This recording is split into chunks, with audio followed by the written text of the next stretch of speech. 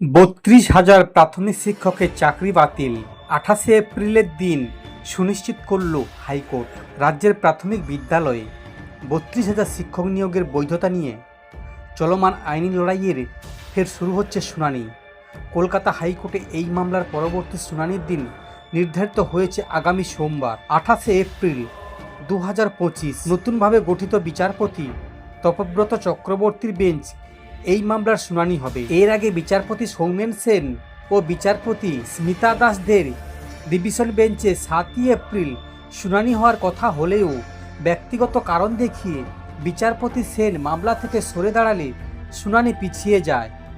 তারপর মামলাটি প্রধান বিচারপতির কাছে যায় এবং অবশেষে নতুন বেঞ্চ ও ওই দিন ঠিক হয়। ২০১৪ সালের টেট পরীক্ষার ভিত্তিতে ২০১৬ সালে প্রাথমিক নিয়োগ হয়। নিয়োগে অভিযোগ ওঠে ২০২৩ সালের মে মাসে তৎকালীন বিচারপতি অভিজিৎ গঙ্গোপাধ্যায় নিয়োগ বাতিলের নির্দেশ দেন।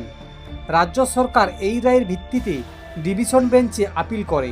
ডিভিশন বেঞ্চ থেকে সুপ্রিম কোর্ট সম্প্রতি এসএসসির ২৫,৭৩৫ চাকরি বাতিলের রায় দিয়েছিলেন সুপ্রিম কোর্ট।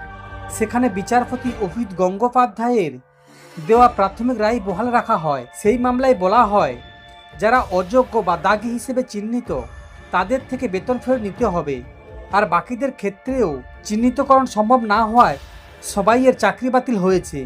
এই প্রেক্ষিতে প্রাথমিকে ৩২,০০০ চাকরি বাতিল মামলার গুরুত্ব আরও বেড়েছে, কারণ অনেকেই মনে করছেন এসএসসি মামলার আদলে এখানেও এরকমই রায় আসতে পারে।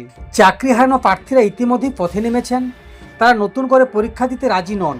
তাদের দাবি, পূর্বের পরীক্ষার সব নিয়ম মেনেই তারা উত্তীর্ণ হয়েছেন এবং অন্যের ভুলের দায়ে তাদের চাকরি যাওয়াটা অন্যায়।